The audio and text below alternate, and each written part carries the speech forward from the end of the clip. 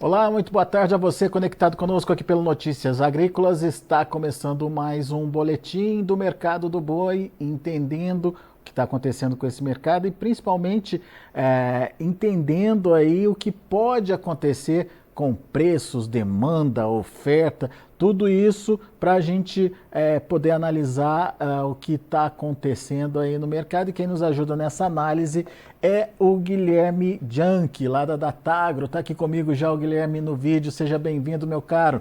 Obrigado por nos ajudar a entender um pouco mais a dinâmica aí de precificação e principalmente o que está acontecendo no mercado.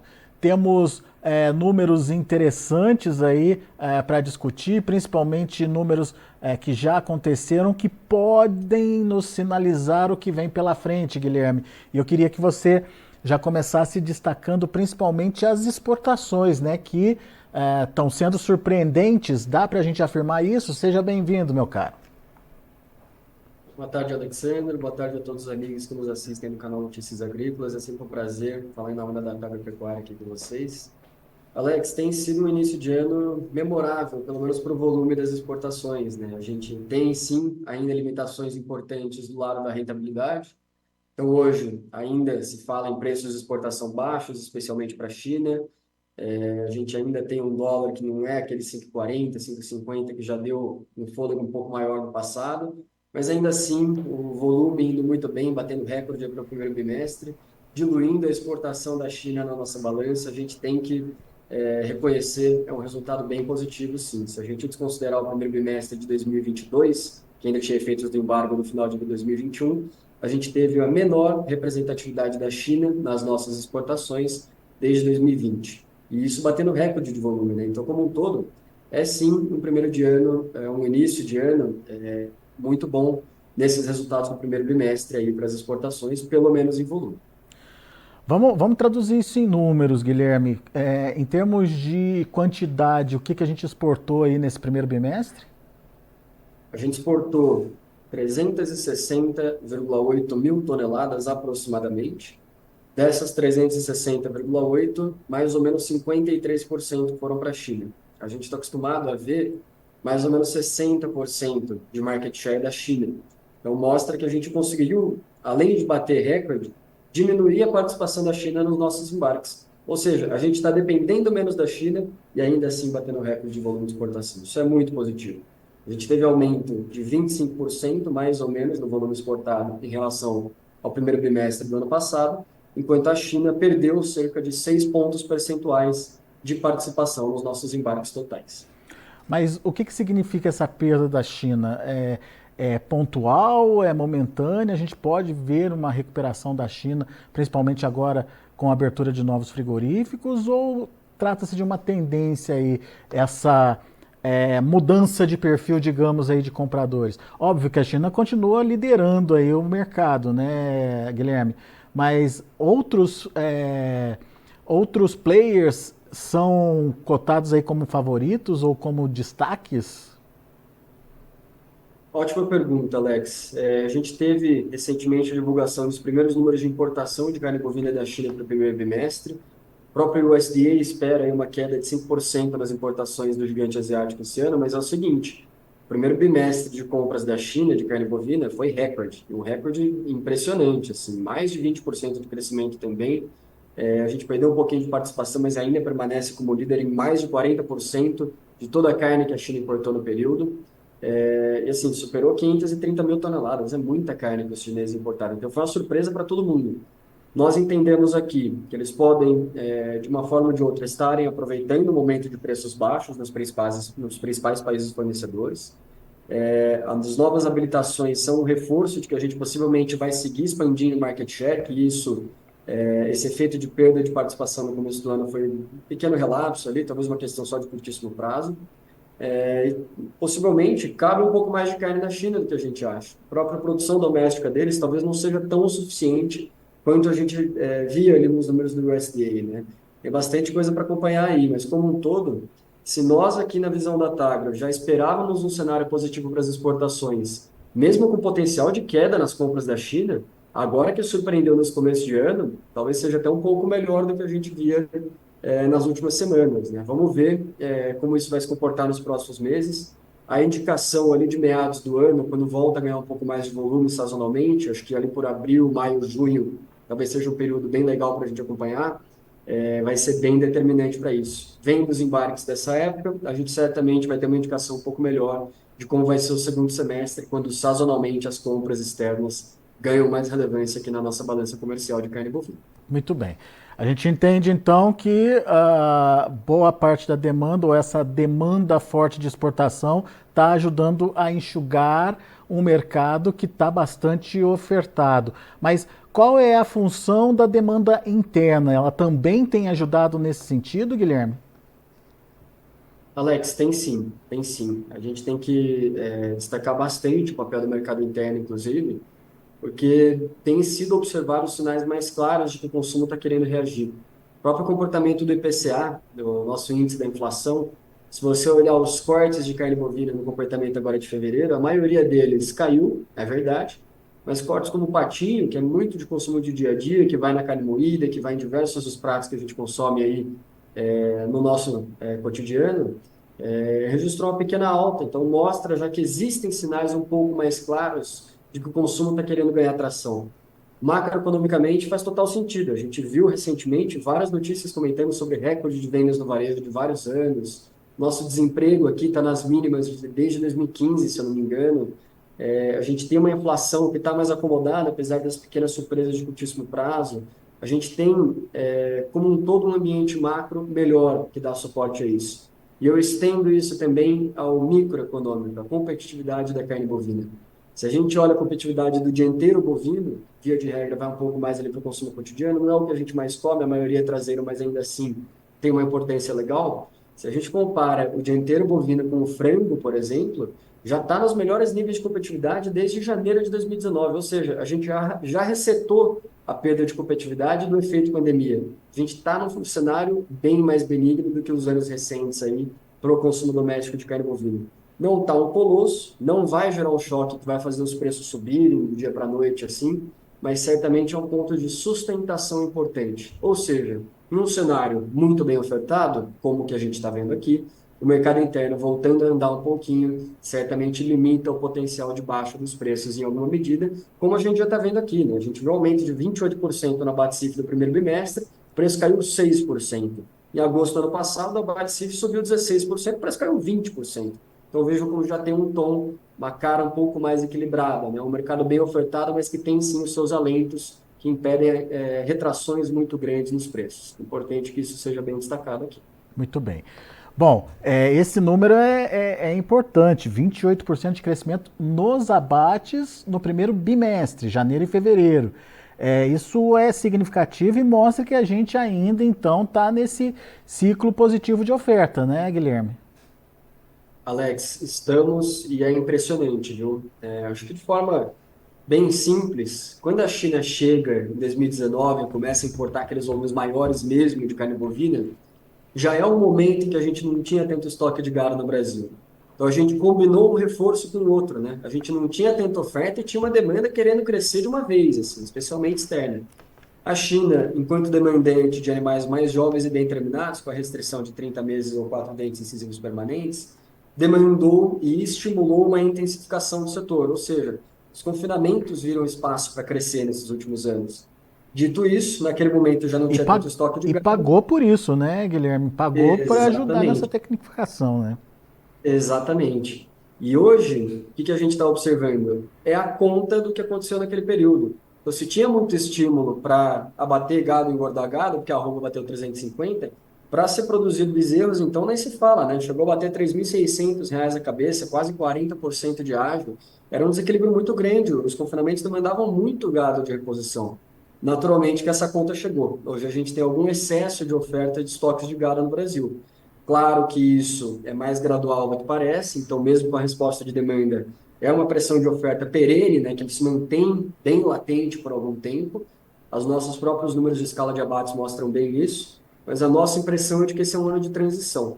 Possivelmente, o primeiro semestre ainda vai ser muito bem ofertado, inclusive tem até um certo risco de essa pressão de oferta se acentuar um pouco ali entre abril, maio e junho, que é o final da safra, né? Mas para o segundo semestre já tem uma cara um pouco melhor. A gente já começa a falar em transição, começa a falar em uma oferta de fêmeas que pode se tornar um pouco mais incipiente, e claro, o próprio mercado de reposição, que é onde a gente deve ver a primeira resposta aí de avanço nos prêmios, ou pelo menos nos preços do bezerro proporcionais ao boi, né? Então, ainda que bem ofertado, a gente tem visto isso no campo, né? O nosso time está rodando os principais confinamentos e frigoríficos aí de todo o território nacional nesse primeiro semestre. A gente entende que isso pode sim ter uma cara mais transitória para o segundo semestre. Talvez a pressão de oferta seja um pouco mais, não sei, talvez diminua um pouco o ritmo da intensidade para o segundo semestre. Isso é bem importante de colocar também. Vamos entender essa oferta, Guilherme, porque não é só de animais, de machos, né? Essa oferta, esse aumento de oferta é composto também pelo aumento no descarte de fêmeas.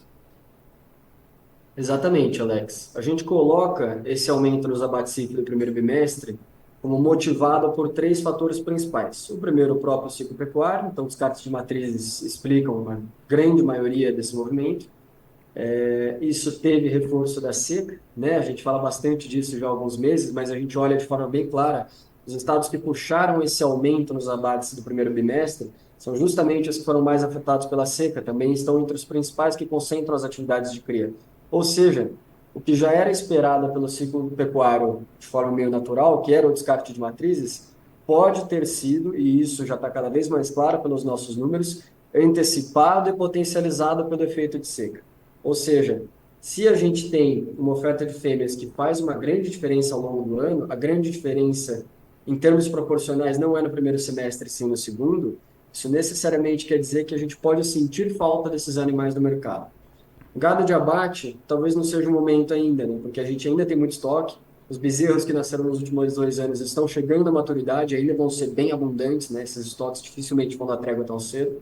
Mas o que a gente já pode começar a sentir um pouco mais falta é o mercado de reposição, né? Ali sim, a gente pode falar, tanto pelo próprio estímulo de confinamento, que vai ganhar uma relevância para o segundo semestre, certamente vai dar uma apurada melhor nesse preço do bezerro do boi magro, quanto também da própria oferta um pouco incipiente. Se a gente tem que desovar gado do centro-norte quando não tem pasto por conta de seca, o de reposição então nem se fala, né? Muito mais dependente de pastagem.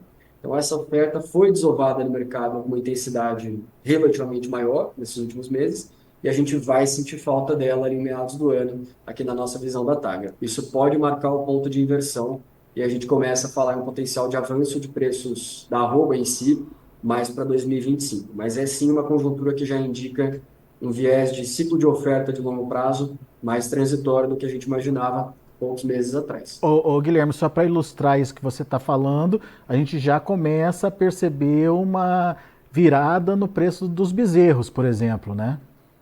Exatamente, Alex, exatamente. O segundo semestre está com cara de que, mesmo que não seja um avanço substancial, vamos supor em formas proporcionais aqui. A gente gosta de traduzir na forma do ágio do bezerro, o prêmio da arroba do bezerro convertida, né? Ele já está subindo. Tipicamente, ele tem um comportamento que, depois que ele está subindo de forma gradativa, ele dispara de uma vez. A nossa impressão é de que a gente está perto do início dessa disparada. Claro que isso demora um bom tempo, tem que saber sazonalizado, isso demora para se materializar de forma mais clara, mas como a gente já passou um certo período em que isso está avançando de forma clara, possivelmente nós estamos chegando cada vez mais perto do momento em que isso vai crescer de forma mais pesada. Quer dizer que o preço vai disparar? Não necessariamente. Se o bezerro ficar estável e o boi cair um pouco, isso gera um aumento no prêmio da arroba do bezerro. Se o bezerro subir um pouco e o boi permanecer estável, também gera um aumento no prêmio da arroba do bezerro. De uma forma ou de outra, o estímulo vai ser um só. A arroba do bezerro valendo mais vai induzir mais produtores a segurar suas vacas na fazenda, visando a produção desses animais nos anos seguintes. E Reversão do aí, a ciclo. gente volta à conclusão de sempre, o ciclo pecuário voltando a se materializar no longo prazo. Muito bom. Guilherme, deixa eu só entender essa história da antecipação no abate de fêmeas. É, então, pelo que você falou, o impacto dessa antecipação não vai acontecer ainda nesse primeiro semestre, mas ela pode ficar mais nítida só no segundo semestre? É isso? Só para a gente passar a régua nesse tema? Exatamente, Alex. A forma como a gente gosta de colocar é a seguinte: os abates de fêmeas já são sazonalmente mais relevantes no primeiro semestre. Tem estação de monta, tem final Uhum. de safra, tem um monte de coisa que leva essa categoria animal a já ser mais representativa, historicamente falando, nos primeiros meses do ano. Isso já é normal. Então, onde que está a grande diferença de os abates de fêmeas gerarem um aumento propriamente dito de oferta? É no segundo semestre, quando eles não são tão relevantes, mas se há estoques de fêmeas demais, eles certamente ganham uma relevância e dão exatamente esse empurrão a mais. Os nossos números preliminares aqui, juntando valores do próprio indicador do Boi da Tagro, do MAPA e do IBGE, eles já mostram que janeiro possivelmente encontrou uma taxa de abates de fêmeas próxima dos 45%, beirou o recorde para essa época do ano. Mas fevereiro não teve um crescimento tão grande quanto se esperava. O que isso prova? Parte das fêmeas que seriam gradativamente abatidas ao longo desses 2 meses tiveram seu abate antecipado para janeiro. De uma forma ou de outra, esse efeito também é mais bem distribuído do que parece. Ou seja, se essas fêmeas deveriam ser abatidas de forma gradual, não só no primeiro bimestre, mas ao longo do primeiro semestre como um todo, se elas tiverem um abate antecipado, a gente vai sentir falta desses animais no mercado. Mais uma vez eu reitero aqui, não quer dizer que vai faltar gado de abate, mas quer dizer que as produtoras marginais de novos bezerros estão sendo desovadas antecipadamente no mercado. Por isso aqui acreditamos que o preço do bezerro tem um potencial de poder voltar a encontrar áreas mais construtivos aí, talvez já no segundo semestre desse ano. Uma percepção bem interessante aí que a gente começa a avaliar de forma mais clara. Taxas de abates de fêmeas mais ou menos lateralizadas em janeiro e fevereiro, quando elas deveriam subir em fevereiro, mostram que houve um efeito de antecipação importante. Lembrando aqui, esse dado e essa estimativa são exclusivos do indicador do Boi da Tagro aqui. Muito bem. Guilherme, se a gente já teve essa antecipação de fêmeas, é provável que a gente continue vendo nos próximos meses, ainda no primeiro semestre, uma redução dessa oferta e possível impacto nos preços, ou não essa condição de sentimento de influência no preço fica só para o segundo semestre? Alex, mais para o segundo semestre, Né? viu? Eu vou colocar alguns pontos importantes aqui para isso. O primeiro é a visão empírica. A gente acabou de voltar do campo, já rodamos confinamentos em São Paulo e Minas. Para uma época do ano que chove bastante, que dificulta a operação dentro do confinamento, tem muito problema com lama, chove demais, alaga, que tem disponibilidade de pasto, cara, tem muito gado dentro dos confinamentos, então dificilmente isso vai dar trégua. Reforço aqui também que abril está com previsão de chuva abaixo do esperado, uma boa parte da porção centro-norte do país, ali no Mato Grosso, Pará, Tocantins, todos aí podem sofrer até um reforço no final de safra, né? Então pode estimular uma desova maior até do que o que seria sazonamento esperado para essa época do ano. Combina-se isso aos confinamentos cheios, abril, maio e junho vai ser muito bem ofertado, talvez Né? até um pouco mais do que a gente está vendo agora. Então essa pressão de oferta já muito latente agora, que impede que as escalas de abate voltem a retrair, é impressionante o movimento das escalas de abate, que estão persistentemente elevadas também, nos leva a crer que esse primeiro semestre não vai ter trégua na pressão de oferta. A demanda apurada ameniza, mas eu acho que não impede os preços de talvez se acomodarem um pouquinho mais. A própria Conjuntura Futura já aponta isso, não é novidade para ninguém. A gente reforça essa percepção com os dados do indicador do Boi da Tagro e com o nosso levantamento em loco, né? A gente está vendo isso, estamos prestes a embarcar para o Mato Grosso também aí na semana que vem, então dificilmente isso vai dar tréguas no primeiro semestre. Está com cara que é mais para o segundo e principalmente no mercado de reposição, Alex. Você lembrou aí que a gente tem um confinamento, não sei se dá para qualificar de primeiro giro aí, para aparecer agora, né? Animais desse confinamento para aparecer agora, abril, maio e junho. Mas esse confinamento ainda é rentável ou a rentabilidade vai ficar só para o segundo semestre, como você já apontou, Guilherme? Alex, o nosso levantamento é de que por boa parte dos últimos meses do ano passado voltou, sim, a ter um ambiente um pouco mais favorável à rentabilidade das operações intensivas, né, de confinamento, semi e outros similares aí no Brasil. Claro que a gente também está falando de um cenário bem gradual. Há operações que ainda têm carrego de custos caros dos períodos anteriores, enquanto há operações que aproveitaram milho barato, bezerro, boi magro barato também. Mas, como um todo, hoje ainda existem estados que ofertam animais de reposição com deságio. Isso está aos poucos desaparecendo. A gente vai sentir falta nesse momento. Eu já destaco desde já que isso vai desaparecer com uma velocidade impressionante, como sempre desaparece. Reforço aqui também o lado dos custos de nutrição. Se a gente olha a curva futura do boi e do milho, hoje a conjuntura nos parece benigna para o decorrer do ano. E no 15 de fevereiro, essa relação de troca era menos favorável do que é hoje, né, que é mais ou menos um mês depois, né, uns 35 dias depois. Então mostra que sim, há espaço para que as operações de confinamento cresçam ao longo desse ano.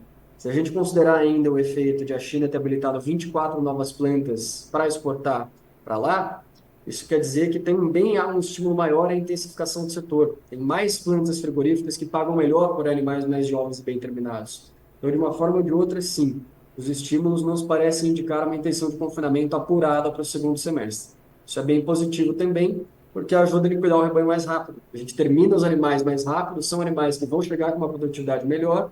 Como o segundo semestre também tem resposta de demanda externa mais favorável, parece uma conjuntura equilibrada, tanto do lado da cadeia produtiva quanto do lado do escoamento do produto final. Mas o fato de ter mais oferta sendo estimulada aí para o segundo semestre pode dar um limite aí para o movimento de alta, então, Guilherme. Alex, como já esperado, né? A gente ainda está num ano bem ofertado. Acho que isso não é uma grande novidade. A diferença é que o segundo semestre tem uma demanda sazonalmente mais apurada. E isso pode ser o fator importante dessa conta aí. A gente teve essa surpresa positiva nas importações da China agora no primeiro bimestre. Vamos ver o que vem nos próximos meses. Se a gente tiver mais surpresas positivas, aí a gente pode começar a falar no segundo semestre que eventualmente ganha um pouco de tração. É um pouco cedo para falar nisso, né? A gente ainda tem incertezas maiores, mas como um todo, mesmo sem entregas de oferta, mesmo com muito gado de confinamento, a diferença entre o primeiro e o segundo semestre é que no segundo a demanda ganha tração, sazonalmente falando. Então isso é o que também a gente chama esse efeito em inglês de offsets. Então ele limita ou ameniza ou basicamente zera um ou outro. Eu vejo com mais cara de equilíbrio do que com cara de pressão de oferta o segundo semestre se comparado ao primeiro. Muito bem. Bom, Guilherme, só para a gente finalizar, com que preço vocês estão trabalhando hoje para a arroba do boi gordo? Alex, deixa eu pegar certinho aqui. Se eu não estou enganado, a gente está na faixa dos 230, 231, mais ou menos. E aqui é uma ótima conclusão, né? A gente está com o quê? 5, 6% de queda acumulada no ano? Isso mesmo, Alex, 231,24 no fechamento de ontem. A gente está com queda acumulada no ano de 5, 6% mais ou menos. A oferta está aumentando 20, 30% nesses primeiros meses do ano. Vamos comparar com agosto do ano passado. Agosto do ano passado, os preços caíram 20% em um único mês. É. Mas naquela época, os abates estavam aumentando 15, 18% apenas. O que isso mostra? Hoje, há uma pressão de oferta maior, mas também há uma resposta de demanda melhor. E é isso que dá o tom de equilíbrio que a gente coloca com uma mensagem mais construtiva, em especial para o segundo semestre. O primeiro semestre tem sim seus desafios, vai ter uma pressão de oferta importante aí para ser considerada na conta, mas os indícios de demanda têm sido melhores. Como a demanda ganha mais relevância no segundo semestre, tanto interna quanto externa, isso nos leva a concluir que um cenário mais construtivo possivelmente nos aguarda aí para os meses finais já desse ano. Aí a gente começa a falar em transição de ciclo, potencialmente surpresas novas positivas da China aí, vão acompanhar bem no detalhe. O próprio aperto na oferta norte-americana também é um grande alento para o setor, batemos recorde aí para as exportações de vários players que a gente concorre com eles no mercado internacional. Então, assim a gente conclui. É uma queda de preço significativa, mas relativamente pequena, perto do tamanho da pressão de oferta que existe aí. É um Legal. cenário construtivo que começa a se desenhar. Muito bom. O pessoal está participando aqui com a gente no YouTube. O Zé Natal desejando boa tarde. Boa tarde para você também. Obrigado pela participação, Zé Natal. E o José Ricardo De Luca, ele pergunta se seria um bom momento para compra de bezerros. Como é que está essa relação hoje, Guilherme? Alex, definitivamente a gente ainda está num momento bom, porque se a gente pensar agora, acho que principalmente a reposição de fêmeas, nossa, os estados do Centro-Norte está uma coisa impressionante. Vários dos estados ainda têm reposição com deságio para fêmeas. Então, se você, seja criador, seja invernista, seja confinador de gado, está avaliando aí, veja com bons olhos essa reposição de fêmeas. A de machos já começou a subir um pouco mais, é verdade, a gente já não está mais no melhor momento, mas a de fêmeas está impressionante. E essa ainda é um momento muito bom. E como eu disse, a gente está prestes a ver esse momento desaparecer. Então, eu aproveitaria essa oportunidade agora. Claro que também tem que pensar em como vai estar as condições de pastagem, tem que pensar em clima, tem que pensar também na própria demanda, que tem dado sinais melhores, mas tem suas incertezas. Mas certamente, do lado da cadeia produtiva, a gente está possivelmente perto do limite do momento ótimo de compra, né? Não é mais aquele colosso, quase deságio para categorias de machos, mas ainda tem sim ótimas oportunidades de reposição aí no mercado. Vou destacar aqui o mercado de reposição de fêmeas na porção centro-norte do país. É. E lembra daquilo que o Guilherme falou na entrevista dele, a gente já começou a ver aí um movimento de alta para os bezerros e estamos perto daquele ponto de disparada do preço já, que o Guilherme contou para a gente que historicamente ou tradicionalmente tem esse movimento mais lento de recuperação de preços, mas que em determinado momento isso começa a disparar, já é aí o sinal de o início de inversão do ciclo aí. Então fique atento porque, segundo o Guilherme, estamos nesse ponto, ou perto desse ponto de disparada dos preços já dos bezerros. Fique atento aí e aproveite as oportunidades. Certo, Guilherme? Perfeito, Alex. É mais gradual do que parece, mas tem que ficar bem esperto, porque do nada, se isso começar a subir, todo mundo vai lamentar que não comprou o bezerro barato. É Sempre isso aí. acontece, é normal e faz parte. É o ciclo do mercado, mas estamos avisando aqui que essa oportunidade não vai se sustentar pelos próximos anos aí. A gente vai voltar a pegar bezerro caro no mercado. E voltar a cair nem pensar, né? Acho que talvez o piso já tenha ficado para trás. Está com cara que sim. Boa. Tá aí, análise trazida pelo Guilherme Janke da Datagro, trazendo informações importantes, pontuando situações que vão mexer com os preços da arroba do boi gordo aí daqui para frente, principalmente. E principalmente trazendo esse cenário mais positivo a partir do segundo semestre, tanto em termos de melhora para quem trabalha com cria, melhoras para preços também da arroba do boi gordo, demanda, obviamente a gente precisa sentir essa demanda voltando e se consolidando aí, mas tudo indica que temos um início de ano que promete, então vamos aguardar para ver aí essa inversão de tendência, essa mudança de cenário daqui para frente. Ao Guilherme, meu muito obrigado pela participação mais uma vez. Guilherme, volte sempre. E ao pessoal que está no YouTube acompanhando com a gente, muito obrigado. Não se esqueçam aí de fazer a sua inscrição no canal oficial do Notícias Agrícolas aqui no YouTube. E também deixar o seu like, o seu joinha. Nossa meta é buscar os 100 mil inscritos aí, estamos perto disso. Você vai ajudar a gente aí a conquistar esse número de inscritos. Muito obrigado pela participação. Guilherme, grande abraço. Quer deixar algum recado? Alex, se me permite, claro, primeiro de tudo, mais uma vez agradeço imensamente pelo convite. Sempre um prazer representar aqui a Datagro para passar um pouquinho da nossa visão no mercado de boi para vocês. Um último recado importantíssimo, nós recentemente abrimos 100% do nosso aplicativo Indicador do Boi Datagro. Agora, todas aquelas informações que eram exclusivas para assinantes ou colaboradores são 100% gratuitas a todo o público. Preços de insumos de mais de 50 praças, 3 boletins de reposição por dia, 3 boletins de mercado de abate. Reposição, temos Nelore, Nelorado, cruzamento industrial, Nelore para mais de 9 estados. Mercado de abate, então, nem se fala, se eu não me engano, já são 9 ou 10 estados também. Boi, vaca, novilha, notícias do mercado pecuário, cotações de mercado futuro e de mercado físico ao vivo, preços dos principais insumos em todo o território nacional, bolsas brasileiras e bolsas estrangeiras. É um aplicativo sem igual no mercado, 100% gratuito para toda a cadeia produtiva pecuária brasileira. Essa é uma grande informação que eu gostaria de passar para vocês. Fiquem à vontade para baixar o aplicativo, entrar em contato conosco, tanto pelo saque quanto pelo nosso Instagram. Também podem nos seguir no Instagram, @indicador do Boi Datagro. Estamos à disposição para atender vocês aí da melhor forma possível. O nosso objetivo é ajudar o setor como a gente puder. Estamos juntos aí, Alex. Agradeço mais uma vez pelo convite. Forte abraço a todos que nos assistem aqui do canal Notícias Agrícolas. Valeu, Guilherme. Abraço para você também. Até a próxima. Tá aí, Guilherme Janke da Datagro aqui com a gente, traduzindo um pouquinho do que está acontecendo com o mercado do boi gordo. Vamos ver como estão os preços? Vamos dar uma olhadinha lá na B3 para entender a movimentação dos preços por lá e principalmente ver como finalizaram as negociações no indicador CPEA de ontem. Vamos lá, vamos aos preços. Março 228,10 subindo. subindo 0,04%. Abril, 226,30, que é alta de 0,33%. Maio, 223,60, alta de 0,27%.